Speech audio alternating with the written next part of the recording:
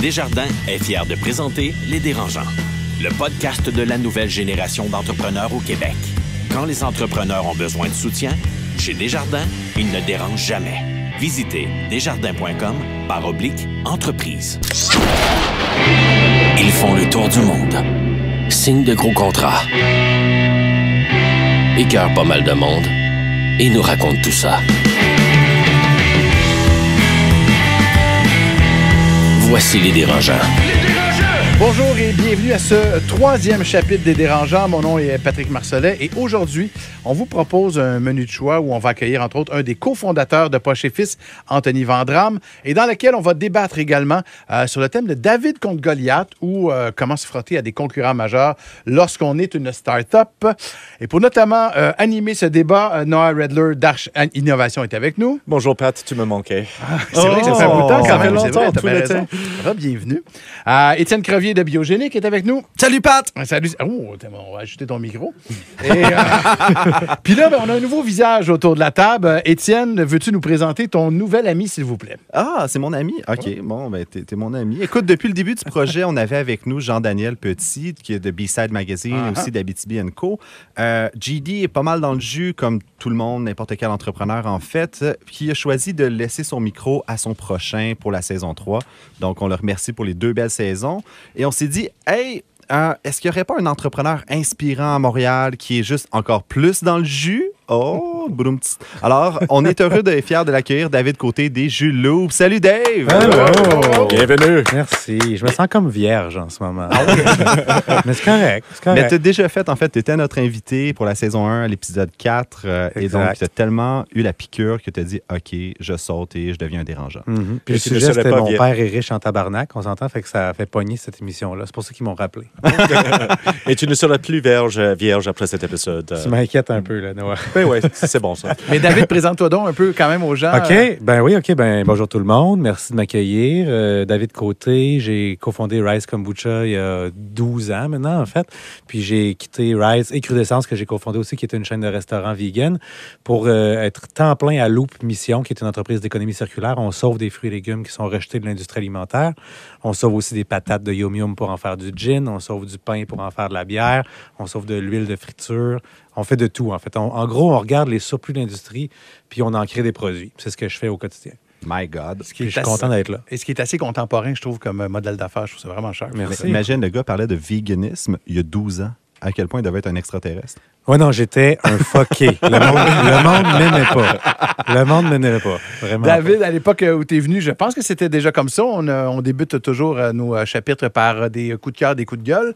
Et tiens, on va commencer avec toi, Noah. C'est un coup de cœur, je pense. Ben, c'est un coup de cœur et en fait, c'est incorporé dans un coup de gueule parce que depuis où Arch a vécu plusieurs difficultés, surtout dans nos ressources humaines. L'associé que j'ai recruté il y a moins d'1 an a pu annoncer son démission pour des raisons de santé.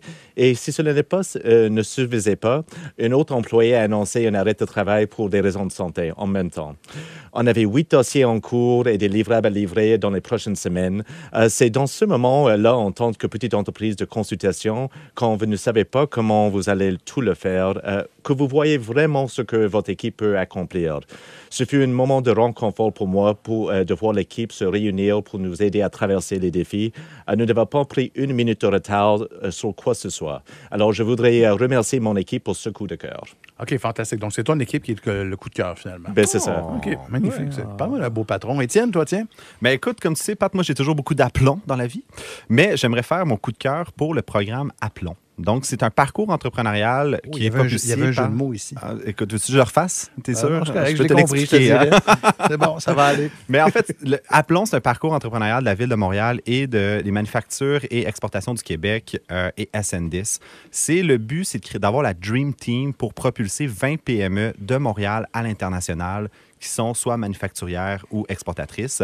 Et donc, j'aimerais inviter les auditeurs qui pensent qu'ils pourraient fitter dans le programme à appliquer à aplomb.ca. Ils ont jusqu'au 21 novembre pour lancer leur candidature. Fantastique. Merci beaucoup, David. David. C'est un de ces programmes qu'il faut avoir 35 ans et moins? Non, je pense qu'on est capable d'être accepté. Moi, ça veut dire. David, est-ce que tu débutes ta collaboration avec nous autres avec un coup de cœur ou un coup de gueule? Oui, un coup de cœur. Ben oui, il faut commencer doux quand même. Moi, j'ai eu mon coup de cœur hier matin dans l'auto. J'ai ouvert la radio, puis c'était Paul Arcand. T'es pas en Bixi? Non, j'étais dans les Laurentides, là, j'étais loin. Oui, j'avais une bonne raison.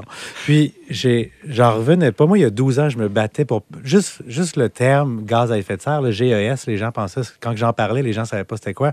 Puis, on parlait de la viande rouge hier, puis on parlait de la réduction de la viande rouge, puis il y avait un débat là-dessus. Puis, les 3 animateurs de radio, puis on s'entend quand tu es un animateur de radio, il faut que tu sois sceptique, puis souvent, tu remets en question certaines idéologies. Puis les 3 animateurs s'entendaient pour dire qu'il fallait réduire sa consommation de viande un petit peu. Puis pendant 10 ans, je me suis battu pour ça, puis on me traitait un peu d'extraterrestre. Ouais. Puis là, ça y est, le conscient collectif a changé. J'ai eu des frissons sous mes bras. Puis j'ai eu un coup de cœur pour le conscient collectif en général. Mais en même temps, il vient d'y avoir des études comme quoi, finalement, la viande, peut-être, serait pas si dommageable. Oui, mais justement, c'était exactement là-dessus. C'était l'étude du scientifique qui est sortie en Nouvelle-Écosse. Puis tout le monde s'entendait à la radio pour dire que l'étude valait pas grand-chose, en fait. Puis que, pour vrai, si tu réduis ta consommation, c'est sûr que tu as moins d'impact environnemental. Oui, Patrick, retourne chez vous, là. Non, tu sauras que ma fille est végétarienne puis qu'elle m'influence en masse. Oh! Oui, quand même. À 14 ans, c'est pas si pire. Hey, Étienne. Il y a quelque chose. Il se passe de quoi avec lui ce matin? Ouais, je sais pas. Je me réchauffe. Non, je te dirais que tu es assez chaud, merci. Bon, on est prêt à commencer? Oh, let's go! Le podcast de la nouvelle génération d'entrepreneurs au Québec. Les Dérangeants. La vie d'entrepreneur, ça commence avec une grande idée et un budget pas mal moins grand. On l'a tous fait. Pas de salaire, squatter le Wi-Fi d'un café, manger du beurre de pinot. Mais quand on a un produit à développer, un site web à créer, ça prend du cash. La bonne nouvelle, Futurpreneur Canada aide les entrepreneurs âgés de 18 à 39 ans partout au pays. C'est le seul organisme national sans but lucratif à offrir des ressources gratuites, du financement pouvant atteindre 60 000 $ et du mentorat aux nouveaux propriétaires d'entreprise. Pour être connecté à un représentant, contacte info@futurpreneur.ca. Les Dérangeants. L'entrevue de la semaine vous est présentée par Groupe RP. La pénurie de main-d'œuvre vous donne des maux de tête? Visitez la référence en chasse de tête au Québec. GroupeRP.ca. Je me souviens très bien quand il est venu à la radio, il y a 4-5 ans environ, nous parler de son projet de T-shirt. Fébrile, confiant, correct, je dirais, mais surtout déterminé. Et aujourd'hui, donc, mais surtout 500 000 chandails vendus plus tard. Il est avec ses associés à la tête d'une entreprise qui emploie 30 personnes avec un chiffre d'affaires de 3,5 millions de $. On accueille un des fondateurs de Poche et Fils, Anthony Vandram, est là avec nous aujourd'hui. Bravo! Regarde, première des choses, c'est même pas une question, Anthony. Bravo. Merci beaucoup. Fait que l'entrevue est finie maintenant. Exact. Merci d'être venu. Non, mais c'est quoi la différence avec le gars plein de rêves, mais un petit peu insécure que j'avais rencontré, puis celui qui est devant moi aujourd'hui? Déjà 5 ans. Hein? Fait qu'au début, c'est sûr qu'on se lançait dans cette aventure-là. Fait que je pense que c'était de l'inconnu. Fait que c'était à tous les jours de quoi de nouveau qu'on apprenait. Fait que oui, c'était quand même stressant. Même juste le fait d'avoir une entrevue radio ou de pouvoir parler de notre histoire, c'était challengeant, c'était stressant, c'était de l'inconnu. Aujourd'hui, on a appris sur le tas, on s'est entouré, on a fait des bons coups, d'autres moins bons, puis je pense que c'est ça qui a bâti un peu l'entreprise puis notre confiance. Puis quand est-ce que le choix de la moustache est venu dans l'équation? La moustache, c'est un choix stratégique, en fait. Ah, OK, ça veut tout dire. Oui, exact, c'est ça. C'est bon. Le brand est là. Ouais. Le brand est là. Mais tu l'avais avant Kevin Derodé ou après Kevin Derodé? Je pense que c'est moi qui l'ai influencé. Il ne sait pas, là. Écoute, moi, j'ai une question pour toi, Anthony, d'entrée de jeu. Tu as été un joueur des Carabins à l'université, tu as parti Poche et Fils alors que tu étais au HEC. Puis, ultimement, l'histoire est quand même assez organique de comment vous avez lancé le brand. Est-ce qu'il y a beaucoup de similitudes entre avoir une équipe de football autour de toi puis l'équipe d'une start-up aujourd'hui? Oui, définitivement. En fait, j'aime ça faire des parallèles. Dans le fond, au foot, on a tout notre rôle. Tu sais, les joueurs de ligne. Puis toi, c'est quoi ta position? Moi, j'étais receveur de passe. Ah, OK. Je vais faire comme si je sais c'est quoi. Ouais. Mais dans le fond, le truc, c'est souvent les mots receveur de passe.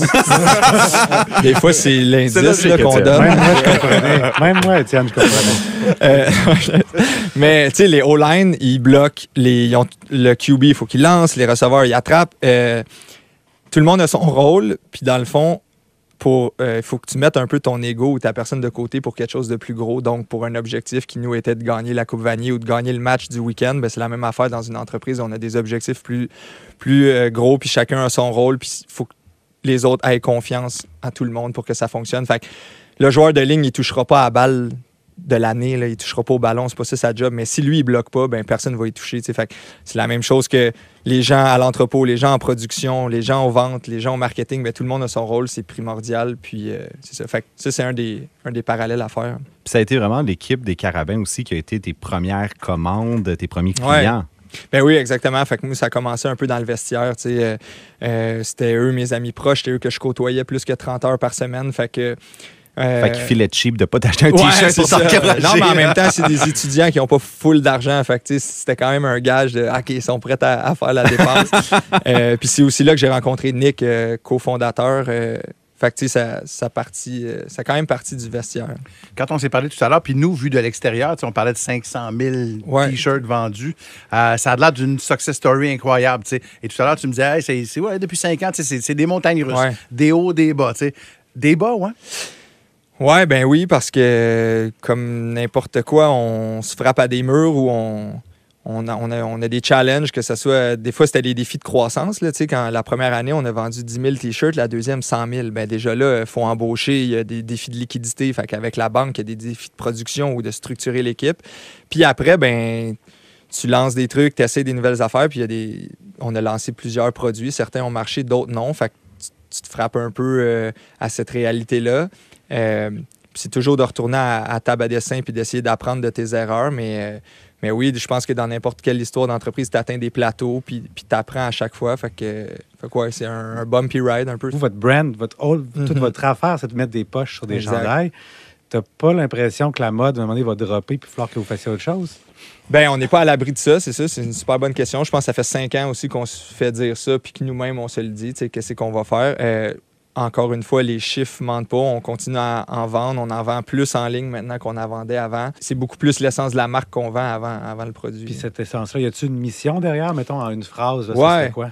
Bien, on l'a défini en anglais, puis on veut la traduire, évidemment, mais c'est un processus qu'on a fait accompagné d'une personne anglophone. C'est to create joyful human connection. Aussi, moi, j'aimerais dire pimenter le quotidien des gens. Fait qu'on veut te faire sourire, on veut te surprendre, on veut te faire rire. Mais je me demande, pour toi, Poche et Fils, est-ce que c'est un projet à long terme? Est-ce que tu vois ça plus comme un tremplin vers d'autres choses? Non, c'est un projet à long terme. Je suis all-in là-dedans, puis je suis content de pouvoir compter sur une équipe qui est all-in aussi, des gens dédiés. J'ai du fun à le faire. Je suis content, je suis chanceux de pouvoir gagner ma vie avec ça, puis de partager ça avec 30 personnes. Fait que c'est long terme, c'est pas... Je le vois pas comme un tremplin en ce moment. Alors, mais c'est quoi les facteurs de succès pour vous? Pourquoi est-ce que Poche et Fils deviennent si grands si rapidement? Est-ce que c'est parce que tu étais sur l'œil de dragon? Est-ce que... Bien, c'est sûr que ça l'a aidé. En fait, au début, on y allait avec des stratégies qui coûtaient pas vraiment cher. Fait qu'on donnait des chandails à beaucoup d'humoristes de la relève. On a un ton ludique puis humoristique. Fait qu'on donnait des chandails à ces personnes-là. Ils nous invitaient sur les shows de radio. On a rencontré Philippe Bond. Il nous a vraiment aidé. Jay du Temple aussi. Après, c'est sûr que le passage au dragon, ça a été gros. C'est vu par 1 million de personnes. Fait que, c'est ça. En une journée, en 4 heures, on a fait 1 mois de vente après le passage à l'émission. Ça l'a quand même donné un bon tremplin. Anthony, quand je vous avais vu il y a 5 ans sur Ferrare, vous étiez, toi puis 2 chums, je pense, Nick 2 chums. et Alex, exact. 5 ans plus tard, les affaires, c'est-tu tough de garder ses amis dans ce temps-là? Oh, bonne question. Les amis en affaires? Ouais. Ben, je connais pas l'histoire. Êtes-vous encore ensemble? Je sais même pas, je t'avoue. Ben là, disons, récemment, Alex n'est plus dans l'actionnariat, mais ça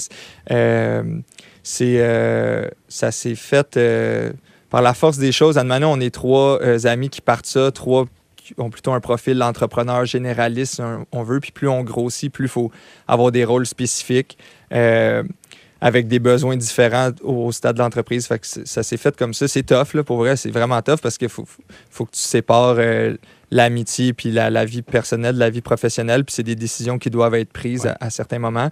Mais au-delà de juste l'actionnariat, tu sais, moi, je travaille en ce moment, on a embauché mon frère. On a déjà embauché d'autres personnes plus proches aussi, des amis et tout. Moi, je trouve que ça a quand même un beau upside, là. C'est cool de pouvoir rentrer puis travailler avec du monde que tu apprécies aussi à l'extérieur. Mais c'est toujours tough, là, tu sais, quand ça va pas moins bien ou quand il faut prendre des décisions plus difficiles, c'est tough. Je rebondis sur ce que tu as dit. Ouais. J'ai engagé mon frère dans Biogénique, puis tu sais, mon frère, c'est un programmeur. Puis on dirait que j'étais toujours comme, hey, là, je l'impose-tu à l'équipe, Colin? Tu sais, comme, on dirait qu'il fallait que je le protège, lui, des autres, puis les autres de lui. C'était un peu awkward. Mais j'aimerais ça, juste, moi, je taquine beaucoup Marie-Philippe pour dire qu'elle travaille dans la guenille avec Chic Marie, fait que je peux pas m'empêcher de vouloir te taquiner pour dire comme tu vends de la guenille, au fond. As-tu l'impression de travailler dans le secteur de la mode avec Poche et Fils? Ben oui, c'est clair parce que dans le fond, on vend du vêtement. Puis je pense que ça fait longtemps que le. Puis t'engages des stagiaires du Cégep Marie-Victorin qui font leur technique en mode? Ou... Ouais, ben la majorité des couturiers et couturières dans l'équipe. Parce que dans le fond, nous, on coud les poches à Montréal à notre atelier de couture. Fait qu'on emploie entre 6 et 12 couturiers et couturières tout dépendant le moment de l'année. Mais eux, ils graduent beaucoup ou sont étudiants ou gradués des écoles de mode où ils apprennent à. Non seulement à confectionner du vêtement, mais ouais. Non, ben ils sont vraiment plus qualifiés que ça. Là, ils font des trucs en cuir, des fois en fourrure, d'autres trucs. Ben, c'est beaucoup plus poussé. Là, c'est une question là-bas. plus à mon domaine. Nous, moi, je recycle des déchets puis je trouve une deuxième valeur, une deuxième vie aux choses. Est-ce qu'il y a beaucoup de déchets dans cette industrie-là que tu pourrais recycler puis faire quelque chose avec? Bon, ben évidemment que l'industrie du vêtement, c'est pas la plus écolo qui existe.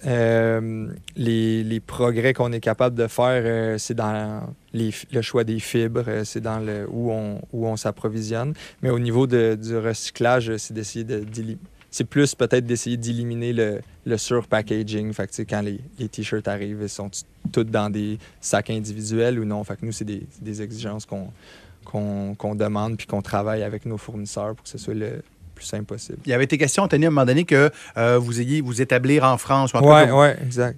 Oui, non, c'est sur le non, mais regarde, c'est un autre apprentissage.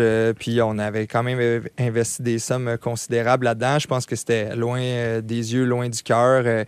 Je pense qu'il aurait fallu encore mettre plus d'argent, dans le fond. C'était pas fallait pas y aller à moitié.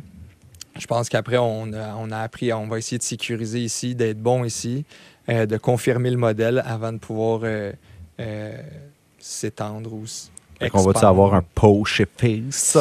Ouais, on veut. C'est dans les plans d'ici 2021 de percer le marché plus anglophone. Canada, anglo, que ce soit au Canada ou aux États-Unis, avec sans doute une autre stratégie, une approche quand même hyper locale avec les références culturelles de chaque endroit, comme on fait au Québec.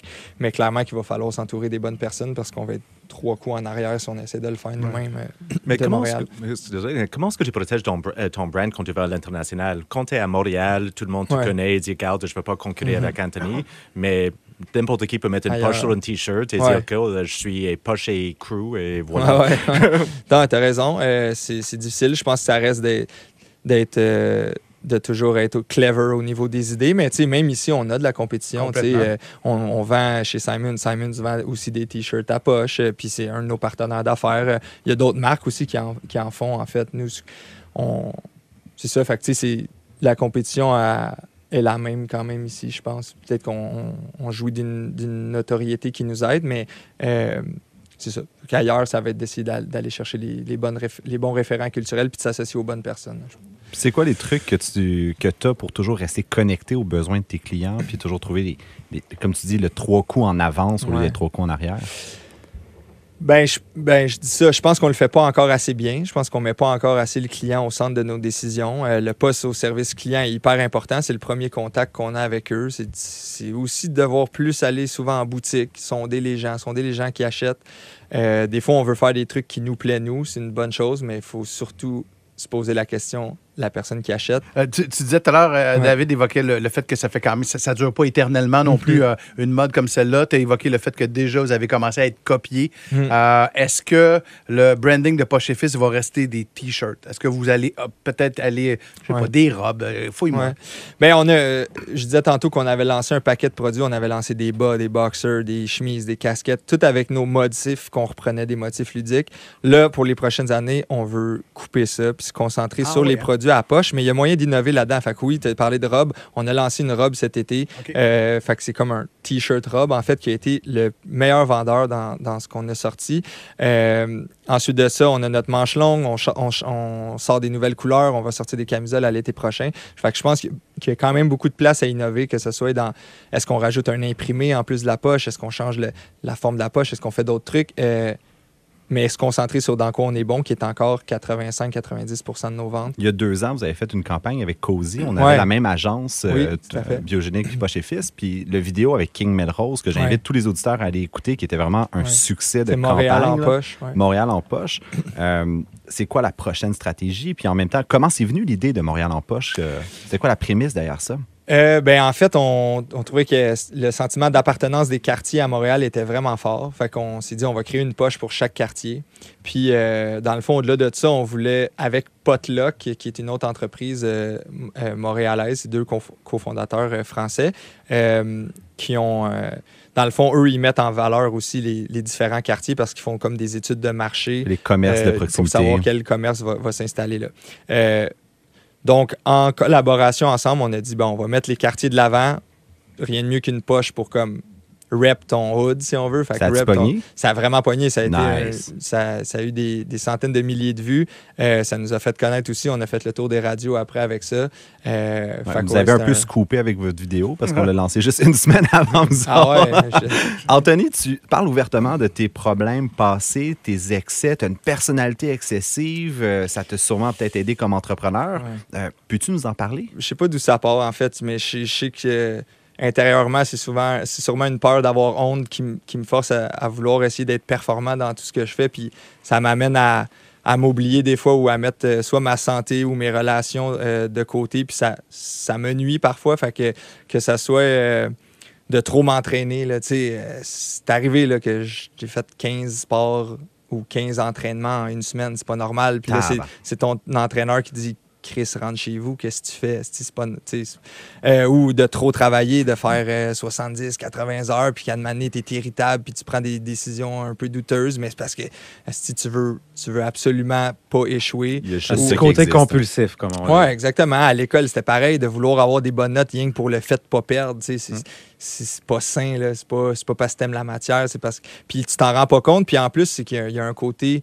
Bien vu d'avoir soit des bonnes notes ou de travailler fort, si on veut. C'est comme une addiction qui est bien vue par la société, workaholic. C'est parce qu'à un moment donné, c'est ta fuite. Tu oublies de te connecter avec ton vrai monde. Fait que j'ai la chance d'avoir de suivre une thérapeute vraiment cool, qui m'aide beaucoup, qui m'aide à me questionner sur moi, puis à recontacter un peu ce monde-là, puis à Christy, c'est parce qu'il y a quelque chose que tu te dis pas en dedans si tu es après fuir là-dedans.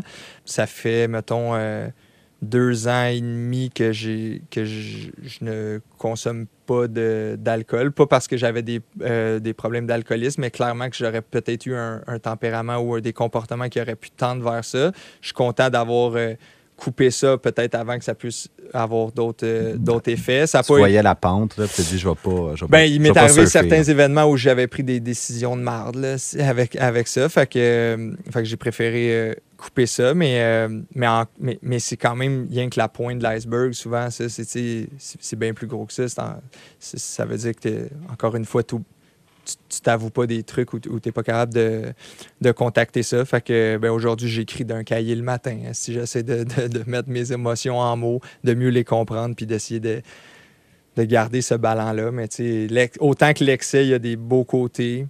Autant que quand ça devient dans l'ego, autant que quand tu juges trop, quand tu te juges trop, là, ça devient négatif. T'sais. C'est quand que le leader devient contrôlant. C'est quand que la personne qui veut avoir du fun veut trop d'attention. C'est quand que la personne qui veut être en forme devient un peu bigorexique puis too much. C'est toujours cette mince ligne-là. Tu viens de m'apprendre le mot bigorexique, je connaissais pas ça. Google it. Tu dirais que tu es un meilleur entrepreneur aujourd'hui parce que tu as fait ce processus-là? Tu le recommandes aux autres de... j'ai pas la... Non, est-ce que je le recommande? Je pense que l'introspection, tout le monde peut en bénéficier. Non, ça, c'est tellement ésotérique. En fait, j'ai juste un pur noisetier, fait que... oui, je pense que je suis peut-être une meilleure personne ou une meilleure version de moi-même, puis j'essaie d'amener ça aussi à l'équipe, puis leur demander comment ils vont, puis de pousser ça. Osez vous rendre vulnérable, puis puis de parler de comment vous vous sentiez parce que je pense que c'est important pour la collaboration ensemble. Anthony Vandram, cofondateur donc de Poche et Fils, Yes. tu es venu ici avec moi en studio pour tes premiers T-shirts. Tu reviens ce soir pour ton 500 millième. Yes. Est-ce qu'on s'entend? C'est une promesse que tu vas venir Au million. tu vas venir nous faire tirer le millième T-shirt. Ben oui, mais ça, ou le 750 millième. Ça va me Fantastique. faire plaisir. Bravo, bon Merci succès. beaucoup. Vraiment. Merci de m'avoir invité. Merci. C'est vraiment une belle opportunité. Le podcast de la nouvelle génération d'entrepreneurs au Québec. Les Dérangeants. Tu gères une PME qui grandit? Tu croules sous les nouveaux projets? Mais tu sais bien que pour livrer, ça te prendrait des candidats qualifiés. Ça court pas les rues, hein? Tu veux qu'on t'en présente? Recrute avec Groupe RP, la référence en chasse de tête au Québec. GroupeRP.ca. Les Dérangeants. Le débat de la semaine, une présentation de Garling WLG. Le succès, ça se prépare et ça se protège. Développez les meilleurs réflexes en matière de droit et propriété intellectuelle. Visitez garlingwlg.com. On est de retour avec les dérangeants et avant d'attaquer le débat, c'est la question dérangeante. Je veux savoir, messieurs, dans chacune de vos business, de quoi êtes-vous le moins fier? Mais je vais me lancer en premier. Écoute, de quoi je suis le moins fier? Écoute, je pense que ça serait de pas avoir fait confiance assez à mon équipe et me faire confiance en même temps. Je pense que le syndrome de l'imposteur est omniprésent. Quand moi, j'ai parti Biogénique, j'avais 23 ans, puis tout le monde autour de moi avait la vérité infuse, sauf moi, puis sauf mon équipe. Puis c'était vraiment, finalement, on était à toutes les tendances, les saveurs du mois. Quelqu'un nous disait, OK, allez pas dans le service, développez un device. Puis là, comme, OK, oui, c'est la nouvelle, on fait ça, on fait ça. Fait que finalement, la quantité de temps, d'énergie, d'argent qu'on a dépensé à juste pas s'écouter à la fin pour dire comme, non, on fonce, là, puis on connaît, nos affaires. Fait que, ouais, je suis vraiment pas fier d'avoir perdu au moins 2 ans de ma vie à pas me faire confiance. Ah oui, OK, à ce point-là quand même. Noah? Pour moi, de temps en temps, dans une boîte de conseil, il faut prendre des contrats qu'on aime moins, on peut dire. J'avais commencé Arch Innovation en disant que je vais juste travailler pour des clients et travailler sur des mandats qui m'intéressent, que je pense va avoir une valeur, un impact dans la société. Mais à la fin du mois, le cash flow, on arrive il y a des salaires à payer, le loyer à payer. Et des fois, il faut juste accepter un contrat moins intéressant et peut-être des fois que... on ne partage pas les mêmes valeurs avec le client. Alors, ça s'est passé 2 fois déjà dans ma carrière chez Arch et ça me dérange. Ah oui, quand même, OK. Mais Ouais. tu comprends pourquoi tu le fais quand même, tu sais. Ah, pour bien manger, oui. C'est ça. David, toi? Tu sais, à Loop, notre raison d'être, c'est de réduire le gaspillage. On sauve les aliments, puis on sauve les surplus de toutes les industries. On travaille avec les grosses compagnies out there, puis on prend leur surplus. Puis on explique aux gens et aux entreprises que tu vas faire un bottom line, un profit net plus élevé si tu t'occupes de tes déchets, en fait, puis si tu les revends à quelqu'un qui est alias nous. Puis quand on a parti le projet, on donne une pulpe à une entreprise qui fait des gâteries pour chiens, fait que la boucle est bouclée puis il n'y a pas de déchets. Mais la compagnie de gâteries pour chiens ne grandit vraiment pas aussi vite que nous, on grandit. Fait que, en fait, je suis un peu comme un cordonnier mal chaussé. Je prends les déchets de toutes les entreprises pour en faire quelque chose, sauf que moi, je génère de la pulpe grave. Puis j'ai pas encore trouvé Quoi faire le avec? temps pour faire de la R&D, pour gérer ma pulpe, parce que j'ai tellement d'appels de monde dans l'industrie qui me disent « Hey, moi, je jette ça », que je travaille sur leur rebut à eux. Mais ce qui fait que ma pulpe, à moi, en fait, je l'envoie au compost, puis je suis pas fier de ça, pas en tout temps. Étienne, tu as évoqué tout à l'heure tes débuts avec Biogénique à 23 ans, ce qui nous amène vers le débat d'aujourd'hui, David contre Goliath. Je suppose que, en tout cas, normalement, quand on débute une start-up, forcément, on est un peu un petit David, on est une petite entreprise et assez régulièrement dans notre champ d'activité, dans notre domaine, il y a déjà des gros joueurs qui sont là. On se lance. Commencez peut-être par les avantages d'être un petit joueur au départ. Il doit y en avoir comparativement à des gros joueurs. Ben, chaque Goliath a déjà été un David. Puis moi, je suis content qu'on ait David sur le panel avec nous aujourd'hui parce que là, j'étais... T'as l'air de Goliath, tout le monde. Écoute, 210 livres de tendresse. Mais un David, pour moi, c'est... Imaginez un drone. Tu sais, c'est léger, ça se contrôle assez facilement après un peu de pratique. Ça prend des images, des photos super Instagrammables. C'est sexy devant la visite. Mais ça va déranger les avions d'Orval. On ne sait pas trop comment les gérer, avec quelle loi s'occuper d'eux autres. Mais ça brise super facilement. Tout le monde peut s'en acheter un avec un peu d'argent. Fait que, tu sais, David, ça a plein d'avantages, mais c'est pas un bateau de container qui peut faire face à des tempêtes sur l'océan puis quand même juste arriver indemne. Donc, c'est le but pour moi de David, faut pas perdre ça. Tu sais, n'importe quelle entreprise, puis tu le vois énormément, les entreprises qui perdent cette vélocité-là. Puis aujourd'hui, dans le Fortune 500, 88 % des entreprises qui étaient là il y a 20 ans ne le sont plus aujourd'hui parce que justement, ils se sont fait bypasser par des Amazon, par des Facebook, par des Google, qui étaient des David, puis qui sont rendus dans le Fortune 500 aujourd'hui. Bon, on poursuit avec les avantages. Noah, y en a-tu des avantages comme ça? Ben oui, absolument. Je dirais que d'être un David, c'est d'être plus agile, d'être capable de prendre des décisions plus rapidement et de prendre plus de risques. Mais je vois aussi beaucoup de difficultés d'être David. Chaque jour de la semaine, comme une petite boîte de conseil en stratégie, on se bat contre, comme on l'appelle, les Big Four, tous les grands boîtes de conseil. Et moi, j'ai zéro marge d'erreur. Si une des grands boîtes de conseil, une médecine de ce monde, il fait une erreur sur un mandat, il ne réussit pas à gagner un contrat, ben c'est la vie, ils vont passer à d'autres choses. Mais moi, si je perds 3 contrats consécutifs, j'ai des grands problèmes. Alors, je suis toujours, et je veux rester petit, je ne veux pas devenir une méga entreprise où j'ai des bâtiments à 20 étages et je dois remplir ça avec des personnes. Et parce que ça va se faire qu'on perd qui nous sommes comme Arch. Une petite entreprise qui pense à un modèle décentralisé, mais en même temps, j'ai cette stress de jour à jour, de juste dire que, regarde, si moi, je tombe dans la rue, je suis happé par un autobus, c'est la fin de mon entreprise. Les Goliaths n'ont pas cette réalité. Mais en ce sens-là, est-ce que l'objectif premier, de votre objectif à vous autres, d'une petite entreprise ou d'être David, là, est-ce que c'est pas de devenir Goliath à un moment donné ou peut-être même d'être absorbé, d'être acheté par un Goliath? Ben, c'est l'avantage d'être un David, c'est que tu peux te dire que si tu n'as pas les moyens ou l'expertise pour pouvoir grandir alors que tout le monde veut que son entreprise grandisse en son temps, tu te dis que tu peux peut-être acheter à un moment donné. Fait que les David ont besoin des Goliaths, ça c'est sûr. Autant pour avoir des exemples, mais aussi pour avoir un out possible éventuellement pour être acheté. Mais il faut comprendre que l'ère aujourd'hui est plus au David qu'au Goliath. En fait, l'ère des années 80-90, c'était vraiment l'ère des Goliaths. C'était l'ère des billboards. La pub se faisait sur l'autoroute ou la télé ou à radio, mais ça coûtait une fortune. Ça coûtait une fortune, c'était cher. Le monde en pub, ils le savent, il y a 25 ans, quand ils vendaient une pub, même à McDo, c'était 1,5 million. Aujourd'hui, c'est 150 000. La même pub, on s'entend parce que... C'est 15$ sur Facebook. Ouais, c'est pas cher, il y a des médias sociaux, etc.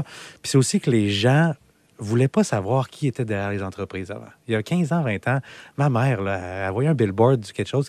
Tout ce que tu avais besoin de dire, c'est que ce produit est bon là, il est fonctionnel, puis les gens l'achetaient. Aujourd'hui, tu veux savoir qui est derrière, c'est-tu petit, sont-tu local, etc. Fait que, puis on le voit avec les microbrasseries, là, les Molson puis les Labatt de ce monde se font rentrer dedans bien raides par des centaines de microbrasseries au Québec, puis partout en Amérique, en fait, qui reprennent la tablette puis qui reprennent la place parce que c'est ça que les gens veulent aujourd'hui. C'est ça qui est génial, en fait. Je me rappellerai. Les gens veulent ça. David, tu vends des jus locaux, mais à la fin de la journée, les bouteilles, les verres, on n'a pas de sable au Québec. Alors, tout vient d'ailleurs dans ce monde. Et si on va battre contre quelqu'un, c'est parce qu'ils ont ils ont créé un marché qu'on peut atteindre plus facilement.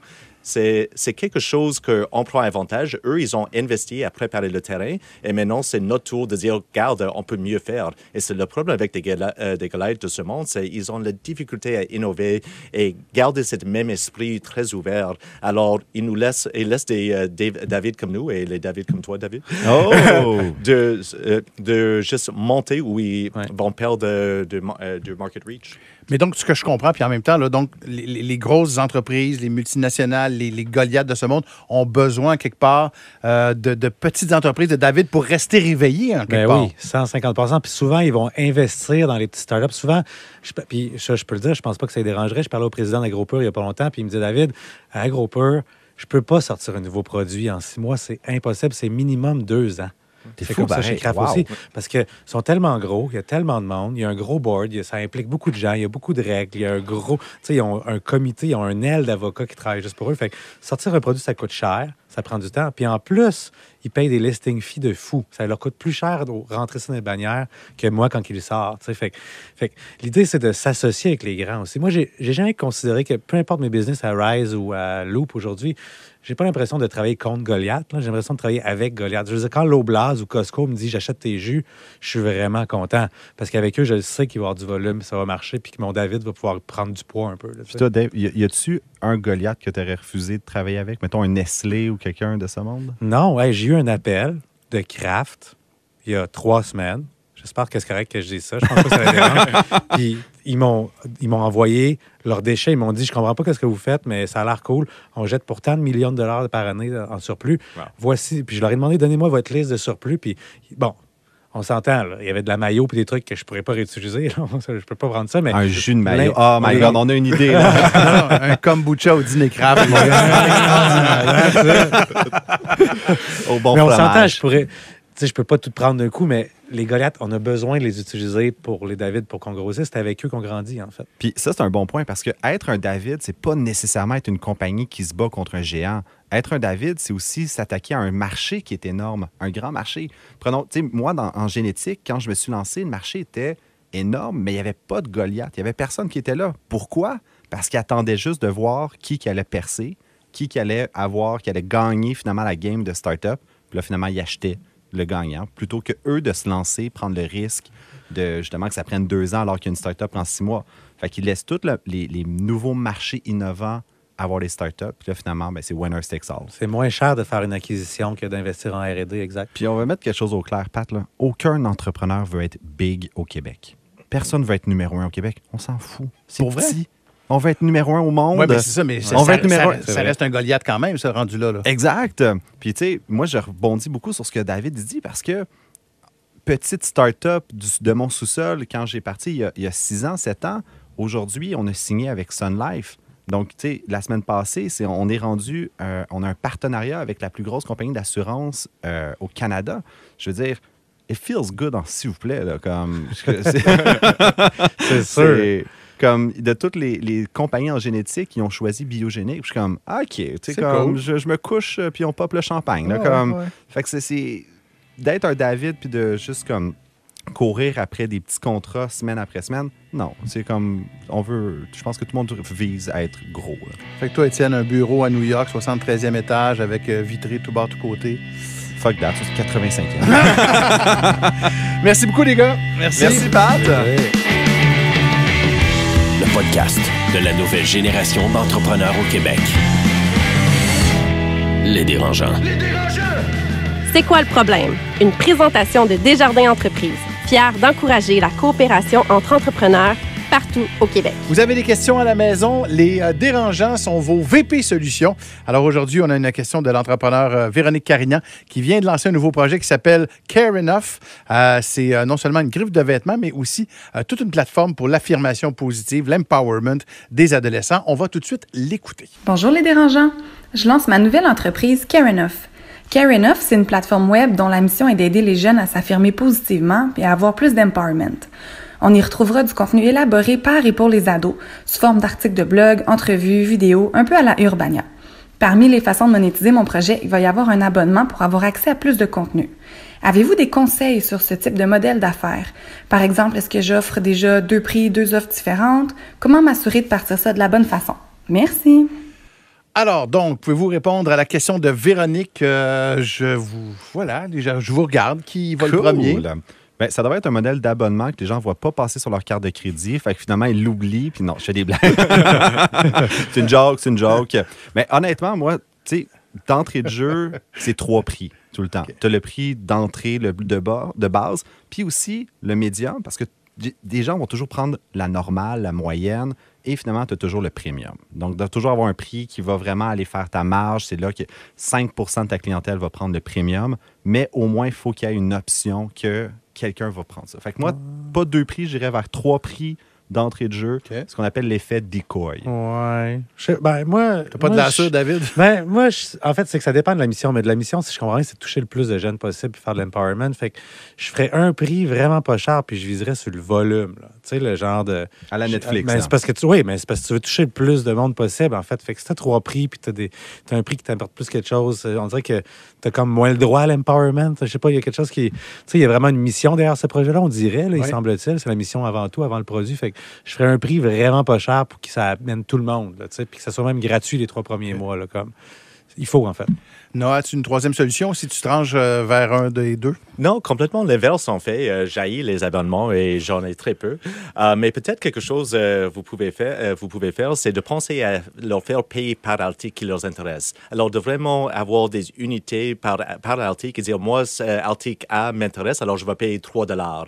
Mais je n'ai pas besoin d'acheter article 2 ou 3. Alors ça donne plus d'options aux lecteurs et aussi ça vous donne plus d'options, plus de capacité de comprendre c'est quoi le meilleur contenu que vous pouvez mettre en ligne. Donc, d'y aller à l'unité plutôt à l'article, donc plutôt que le whole package. Exactement. C'est vrai l'unité, que article par Noah a article. quand même un bon point, c'est qu'à l'unité, ça se vend mieux sur les réseaux sociaux. OK. C'est Facebook, tu peux vendre vraiment chaque hit.